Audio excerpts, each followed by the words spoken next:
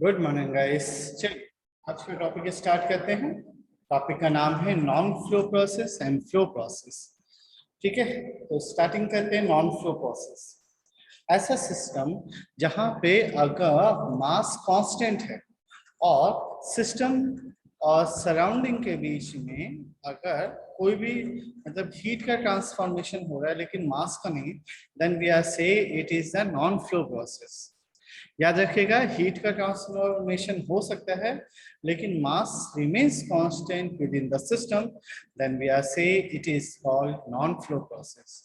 Similarly flow process क्या होगा, तो सिस्टम के अंदर और बाहर मास का ट्रांसफॉर्मेशन पॉसिबल है और साथ में उसे अंदर या बाहर आते वक्त कुछ वर्क डन परफॉर्म करना पड़ेगा। ठीक है, डेफिनेशन चेक कर लीजिए। स्टेटमेंट दिया कि अ प्रोसेस अंडरगोज और क्लोज सिस्टम। देखिए पहले बता दिया close system heat and mass का मतलब हीट का ट्रांसफॉर्मेशन है, मास का नहीं। Of fix mass is known as non flow process. This process does not permit the flow of mass in or out of the system.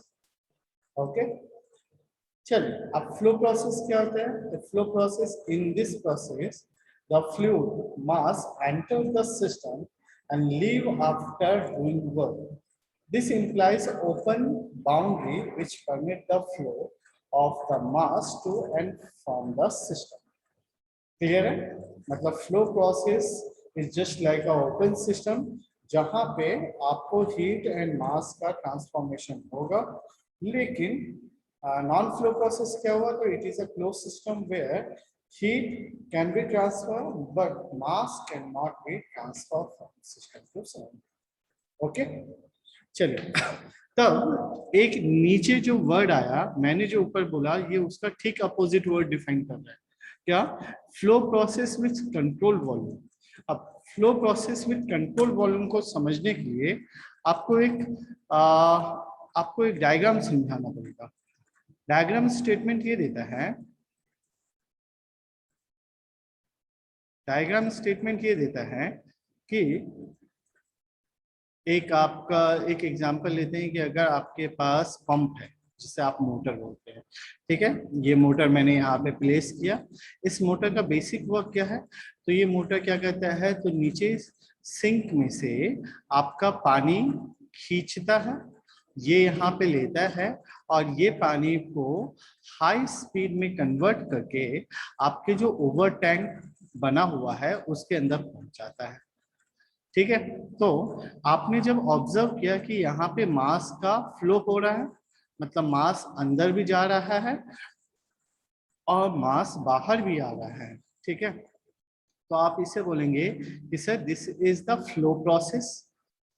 ठीक, अब ये जो प्रोसेस हो रहा है, आपने ऑब्जर्व किया होगा कि हमारा जो पंप या मोटर लगा हुआ है, ये पंप या मोटर का एक कंट्रोल वॉल्यूम होता है। इसीलिए इस टॉपिक का नाम है flow process and control volume. ठीक है, अब देखिए flow process and control volume को उसने स्टीम टरबाइन से इंडिकेट किया है। तो स्टीम टरबाइन में क्या होते हैं, तो एन नंबर ऑफ ब्लेड्स लगे हुए थे। ये ब्लेड किसके साथ ज्वाइंट हुए होते हैं, तो ये एक शाफ्ट के साथ कपल होते हैं। ठीक है अब क्या हुआ, तो स्टेटमेंट ये दिया गया SAFT, ठीक है, ये एक शाफ्ट के साथ जॉइंट होते हैं। तो स्टीम जो है वो एंटर की, ये एंटर करने के बाद वो क्या है, टरबाइंस को रोटेट करा रही है। ये टरबाइंस के रोटेशन की वजह से इसमें जो शाफ्ट लगा हुआ है वो रोटेट हो रहा है। ये शाफ्ट बाद में आपके अल्टरनेटर से जॉइंट है और ये अल्टरनेटर जो है वो इलेक्ट्रिसिटी प्रोड्यूस कर रहा है। ठीक है, अब जो स्टीम आया और ये रोटेट कराया, इसका काम कंप्लीट हुआ, तो ये स्टीम फिर बाहर निकल आया। तो ये जो इन हो रहा है और ये आउट हो रहा है स्टीम, इसलिए मैंने इससे बोला it is the flow process. और ये जो हमारा स्टीम टरबाइन है, ये आप देखो कि एक फिक्स वॉल्यूम है, या बोल सकते हैं कि it is a controlled volume. That's why this topic is known as flow process and control volume. Okay, Remember, these words are only for increase your vocabulary in the thermodynamics subject. ठीक है, मतलब आपको आगे जब आप study करोगे तो आपको कंट्रोल वॉल्यूम और फ्लो प्रोसेस जब आएगा तो आपको ये याद रखना चाहिए, okay, they are say that the mass is flowing between system and surrounding with a fixed place or say area. That's why we are saying it is the flow process and control volume.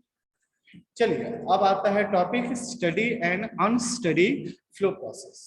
तो steady and unsteady flow process में simple सा logic है कि with respect to time अगर vary नहीं हो रहा है flow process then we are say it is the steady process, और अगर with respect to time vary होगा then we are say it is the non steady process या unsteady process. कैसे? तो देखो, आपने सुबह 9 बजे एक पाइप का ऑब्जर्वेशन लिया, इस पाइप में जो मास फ्लो रेट है फ्लूइड का वो 5 मीटर पर सेकंड का है, ठीक है। तो आपने ऑब्जर्व किया कि इनलेट के पास टेम्परेचर 300 है, मिडिल में टेम्परेचर 250 है and exit temperature 150 degree Celsius है। फिर आपने 11 बजे वापस इसी फ्लो का ऑब्जर्व किया तो आपने देखा कि the reading should be same as that we have to calculate on the starting point. मतलब 9 बजे मैंने जो टेम्परेचर रीडिंग लिए थे वही टेम्परेचर रीडिंग्स अगर 11 बजे भी है, मतलब with respect to time can not be change, then we are say it is a steady flow process. अब अनस्टडी फ्लो प्रोसेस क्या हुआ? तो सुबह में 300, 250 एंड 150 था, लेकिन 11 बजे 280, 220 एंड 120 डिग्री सेल्सियस हो गया। Then we are say no, this is not a steady process, it is the unsteady flow process. तो unsteady flow process with control volume के लिए कुछ बेसिक कंडीशंस को फॉलो करना पड़ता है जो आपको याद रखनी पड़ेगी। तो बेसिक कंडीशंस क्या है? तो the mass flow rate remains constant within the system. Means actually जब आप रियल लाइफ में जाओगे तो आपको ऑब्जर्व होगा कि विथ रिस्पेक्ट टू डिमांड आपका मास फ्लो रेट प्रोसेस जो है वो वैरी होता रहता है। It doesn't depend upon the process but it depends on the demand on the market, ठीक है। लेकिन जब हम एनालिसिस करते हैं तो at the time of analysis we are consider it is the constant mass flow process. Means अगर जनवरी के टाइम पे अगर 300 बाइक्स का मैन्युफैक्चरिंग हो रहा है तो फरवरी में भी 300, मार्च में भी 300 एंड दिसंबर में भी 300 ही रहेगा फॉर द एनालिसिस पर्पस। चलिए, दैट मीन्स उसने स्टेटमेंट आगे क्या दिया कि mass entering the control volume must be equal to the mass leave it and does not vary with time. Second, the state of fluid at any fixed point is control volume is same and does not vary with time. मतलब क्या हुआ कि किसी एक fix point पे temperature जो है, मैंने जैसे पहले बताया था कि मिडिल में 250 है और एग्जिट में 150 डिग्री सेल्सियस है, तो वो throughout the system similar ही होना चाहिए, वो वैरी नहीं होना चाहिए। चलिए, थर्ड स्टेटमेंट है कि the state of energy of the fluid at entrance and exit of the control volume does not vary with temperature time. तो मेरे ख्याल से हमने पहले ही डिस्कस कर लिया कि एनर्जी का लेवल भी सेम होना चाहिए, and heat and work transfer rate across the control surface does not vary with time, ठीक है। And lastly, chemical composition of the fluid within the control volume is fixed, ठीक है। Chemically composition जो होना चाहिए वो हमेशा यूनिफॉर्म होना चाहिए, प्लेस टू प्लेस वेरी नहीं होना चाहिए।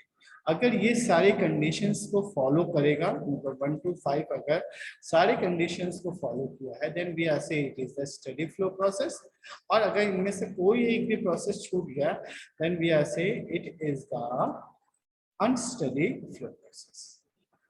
चलिए, अब इसके बाद आपका मोस्ट इंपॉर्टेंट टॉपिक आ गया स्टडी फ्लो एनर्जी इक्वेशन। तो study flow energy equation start करते हैं। स्टडी फ्लो के लिए उन्होंने एक एग्जांपल से समझाने की कोशिश की है कि let us consider one system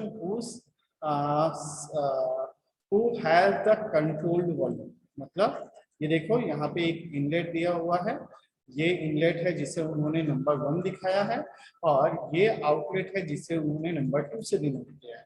और विद इन द सिस्टम जो है उसे हम एक कंट्रोल वॉल्यूम बोले हैं, जिसका एरिया जो है वो हमारा फिक्स है, जो AL है। एक्चुअली सॉरी, यहाँ इनलेट के टाइम पे वो A1 है और आउटलेट के टाइम पे वो A2, और इसके बीच में ये होना चाहिए, ये कंट्रोल करने का पार्ट। ठीक है, तो अब इसके नॉमेनक्लेचर पे आ जाइए। याद रखिएगा मास फ्लो रेट बोल रहा है, स्मॉल m से डिनोट करेगा, जिसे हम kg पर सेकंड में इंडिकेट करते हैं। Q is the heat entering the control volume, kilojoule. Work is the work transfer from control volume in kilojoule. C1 and C2 is the velocity of fluid at the entrance and exit level. P1 and P2 are the pressure at entrance and exit level. U1 and U2 are the internal energy per kg of fluid at the entrance and exit level.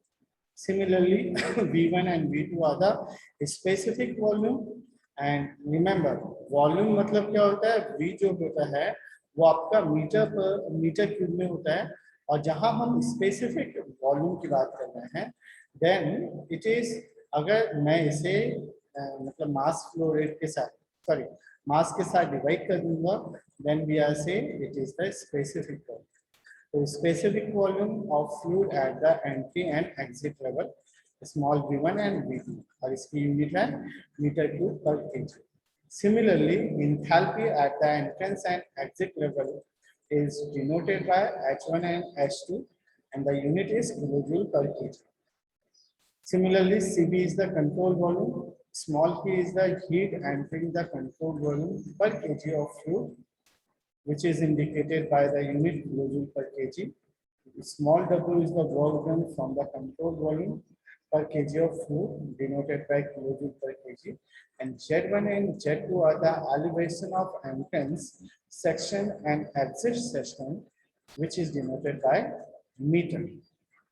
चलिए, so according to steady flow energy equation, steady flow energy equation क्या होता है?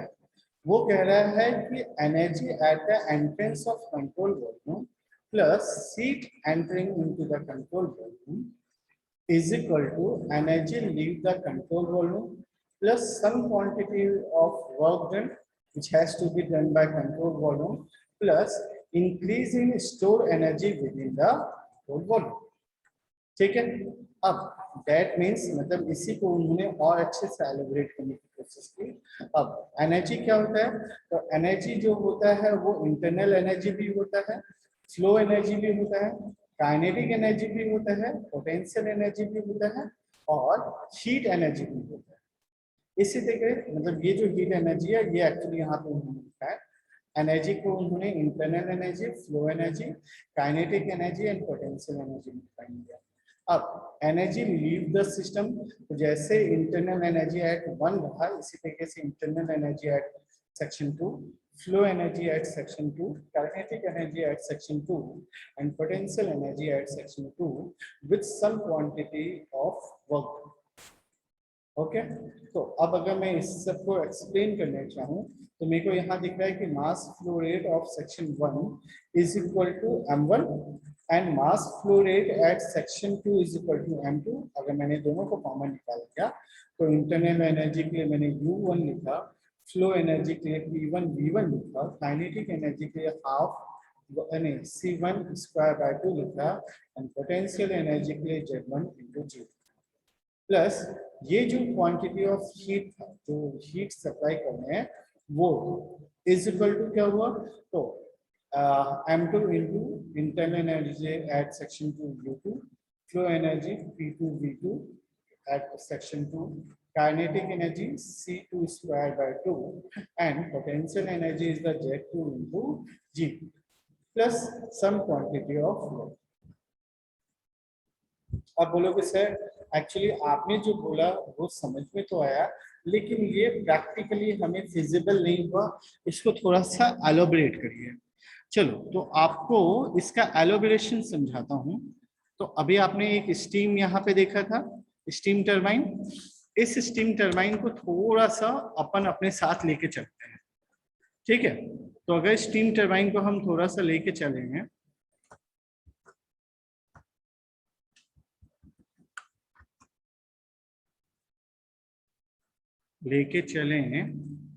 और यहां कहीं दिखाते हैं, ठीक है।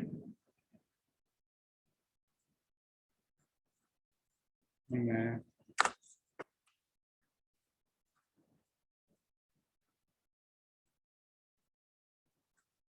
ये मैं अभी ऊपर एक्सप्लेन करने के लिए रख रहा हूँ ना, ठीक है। चलिए, तो अब देखिए मैं क्या बोला। अब इसमें से कुछ क्वांटिटी में मास जाएगी, इसलिए पर यूनिट मास हमने कंसीडर किया है।